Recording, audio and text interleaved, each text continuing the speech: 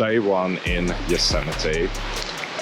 It's actually day 2, but we arrived yesterday into a cabin where it was about 40 degrees Celsius, which was quite challenging. We've come out, I think we left home about 6, half past 6.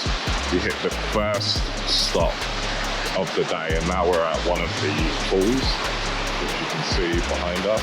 We're trying to get to the waterfall, so we've come off the road, and it's pretty cool. There's all this stuff here. What we're trying to get to is up there. The girls are catching up. It's really fun. The log cabin's it's very, very nice, but where it's so hot, it's a bit hard to cool down because there's no AC. It would have been really nice to do this in the winter. I had to go on the route where you're cutting across, so it's all blocked off, but me and James have found a way to get right up to the waterfall. So on a bit of an adventure. A bit more challenging than we expected, and I don't really want to fall in. I want to make sure that we can get back, but we are literally right under the spray of the falls.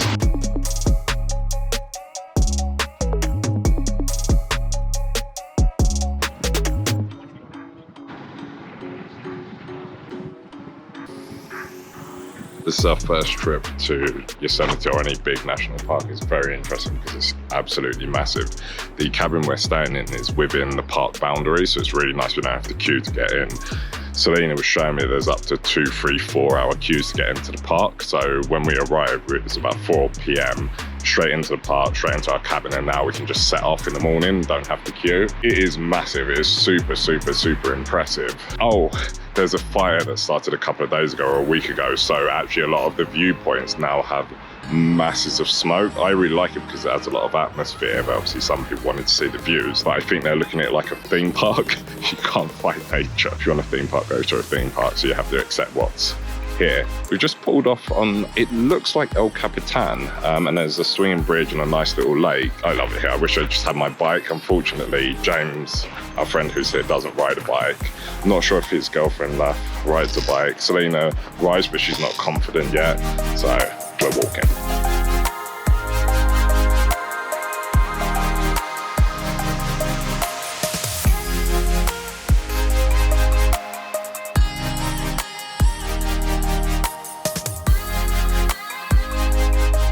We're at our third stop. It's kind of hard to describe what it's like.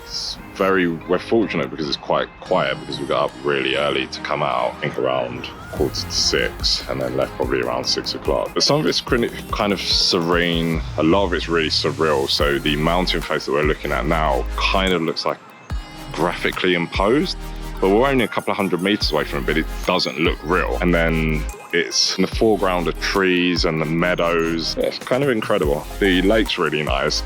Our friend believes that he can swim in anything. I was telling him it's really fast, and he's like, no, I could swim in it. And even the non-rapid part, I think, is probably moving at about 20 to 30 miles an hour.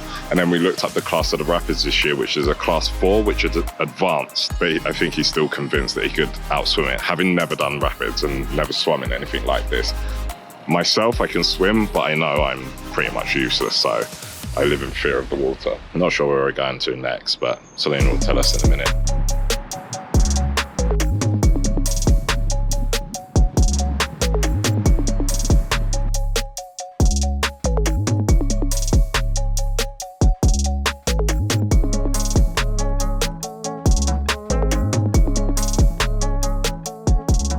Done many national parks. Obviously we live next to one, Red Rock National. We've done that many times, and it's one of the things I've wanted to do a lot in the US is visit as many of the national parks as possible. Yosemite is definitely a great one to come to. Our plan this morning was actually to do Mist Trail, which is one of the most popular hikes here. You drive into Yosemite Valley and then you park your car and then you start your hike up Mist Trail and do Vernon Falls and Nevada Falls.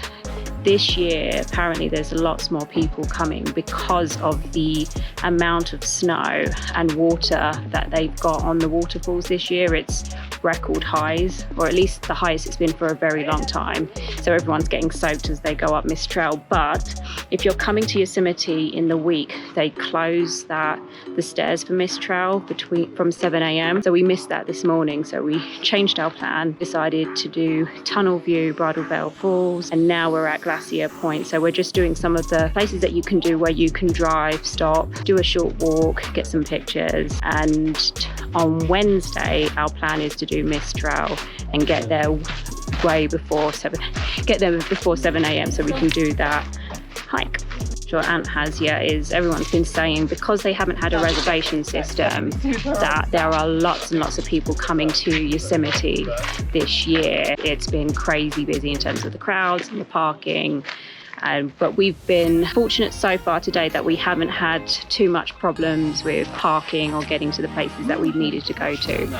The other aspect is we're staying in a cabin in a place called Wawana. I may have said that wrong. I think that's right. Is that right? Yeah, I think so. And that means we're already in the park, which means we didn't have to queue to get in. So there's at least 3 or 4 entrances. We came up through the south yesterday, no queue to get in. But if you're coming at the weekend, I think the queues can be... They said up to 4 hours to get in. So and then you're done for. Yeah, that's it. So for us, at least, no matter what, we're already in the park. And then it's just a case of getting to the places. But it really does take time. So it can take you a good hour to get to one place, another hour to get to another. So that's another thing to factor in. And depending on the road closures, because we've had a couple, which means that one of them we could have got to a lot quicker, but we end up having to basically go all the way back to get here. And what we've seen of the bus system, and this is in the middle of the week, it does not look like a good way to travel because there's people standing there. We've made the loop 3 times by accident, and they're still waiting for the bus, and then the people getting on the bus and there's half the queue remaining. And then you see the next bus stop, there's the same amount of people. So to me, they're getting maybe one thing done every 3 hours. Yeah, to me that doesn't seem worth it. It's better to have the car and just do everything early like we've done. So or bikes, there's a lot of people here so bikes. The only thing I would say for me and Ant, we would like to come back with our bikes, and that means you can get around the park a lot easier. There's rentals as well. There's rentals that you can do. This particular road, we're on Glacier Point Road. We're at, I can't remember what stop, the last stop before. This is actually an accidental stop, which has ended up being the best really, really nice. But this particular road wasn't open until a few weeks ago. So that's another thing that we're learning about Yosemite. Not all the roads are always open. So you do need to check on the official park website for what roads are open and what you'll have access to. When our friends had mentioned to do this trip in July, I can't remember when we started planning it. There was a couple of things I thought. The heat in Yosemite, but I wasn't sure how hot it gets in comparison to Vegas. And what I can say was, yes, it was so hot. A heat wave had come in on the Saturday and it was super hot, and we're in a cabin without air conditioning. But fortunately, the temperature did drop at night. And then the other thing I thought about booking a trip during July was fires. And when we got here yesterday, I was thinking, actually, that's been quite fortunate that there's been no fires. No, I was wrong. To be honest, I didn't even check. There was a fire that had started, I can't remember, I think just north of Yosemite, about at the end of June. And we can now, with the heat wave that happened over the weekend, the fire got worse. And I don't know if you can really see it well in the background, but essentially on Glacier Point Road, we can now see a lot of the smoke and the fire in the background. So we've managed to get to Glacier Point, or Glacier Point. It's really nice up here. You get to see, I guess this is one of the highest elevations that you can walk to on a managed trail. I think it's around 7,000 feet up. So you get to see Half Dome, the river, the visitor center, lots of people canoeing. I think there's like a hotel lodge as well down there, which we got to see. We also got a shot of the fire and the waterfall, which I'll insert, which was quite hard to capture anywhere else. I think everybody's having a really good time. I have to say, for me, I struggle with a lot of these things when people say go hiking and the Grand Canyon is amazing. The Grand Canyon really is not amazing. As I said in the other video, it's quite a boring thing to do. Here is actually very impressive. I'd definitely come back. I'd come back next month or in the winter, maybe later on this year, get an Airbnb. The big thing I would say is, if you're getting an Airbnb that's inside of the park and it's the middle of summer, get one with AC. We didn't consider it because we thought it'd be 25 to 30 degrees. It is not, and it's kind of punishing. Luckily, they left us some fans, so it's a little bit more bearable. However, in the winter, there's massive fire and loads of wood, so I think it's easier to manage the temperature in the winter. And there's underfloor heating. Well, it comes out of vents under the floor. Bonus late night trail. What's the name of this trail? No one knows. Taft Trail. We had an incident on the way, which I won't discuss right now. I'll discuss it when my friends have gone. But we've decided to come out in the evening and hit this trail. It's quite nice. It looks exactly like a mountain bike trail to me, so it's good.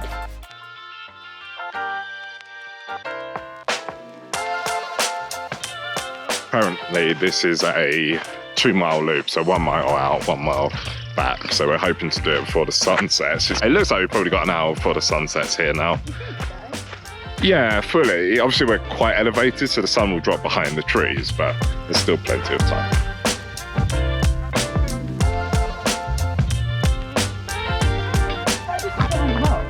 Yep. That's massive. Looks like a turtle. Looks like a bulldog. No, it looks like a turtle. Look, there's this little head. Yeah, you're right, actually. It's definitely, I reckon a biker built this trail because the change of terrain and elevation is exactly what you want for a bike. A little bit of work uphill, a little bit of rock climbing, and then some downhill over water. The hike is fine, and the sunset is pretty amazing here, but the mosquitoes are out of control. There are just thousands of them in each area. And anywhere you haven't sprayed is being bitten. And I think even places you have sprayed has been bitten in some cases. So it's had to put her hood up. Laugh has struggled a bit, and I've also lost her. Oh. Let me go back and see if I can find where she's gone. Ah, you're there. I found it easier. Right, we found her. So, very impressive views and vistas, I have to say. The mosquito's problematic, but I guess it's the price you have to pay. I think it was worth it. I'm actually really enjoying this little trek, and we're going to go up to the vantage point up there. You can just see the sun setting there. But down here, there is full exposure, which I am scared of. Gives me vertigo. A couple of us had naps. I had like a very brief on and off, maybe 15 minutes. But we've been up now since about 5:30, and it's now 20 past 8, and the sun's just setting, so it's definitely worth doing it. And then we've got about 45 minutes to an hour drive home. We made it to Taft Point, and I just walked as quickly as I could through that. It's only a mile, but as Ant said, the mosquitoes were... I've never seen anything quite like it in terms of the mosquitoes. However, the view here is amazing, and I just filmed the edge of this. It's literally a sheer drop, and wow, at the expanse of it all. And it looks really amazing. So this was definitely worth it. And we've caught the sunset as well. I don't think many of the group are enjoying the mosquitoes and being eaten alive. But we've made it practically to the top. And behind me there, I think it's there.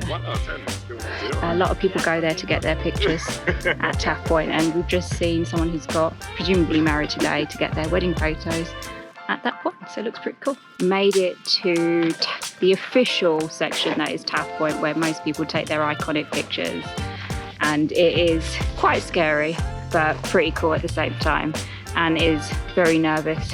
He's of a nervous disposition with his old age now. He's been to the Grand Canyon, so well, that was pretty scary when you're on the edge, and he was a lot better back then, but maybe that experience changed it all for him, and now he's way too scared to go to the edge. Yeah, he did. He'll go up to a certain point, but that's his limit. But yeah, that's it for us. It's pretty cool to come and do this at sunset, and now we're going to head back in the dark and deal with the mosquitoes on the way back.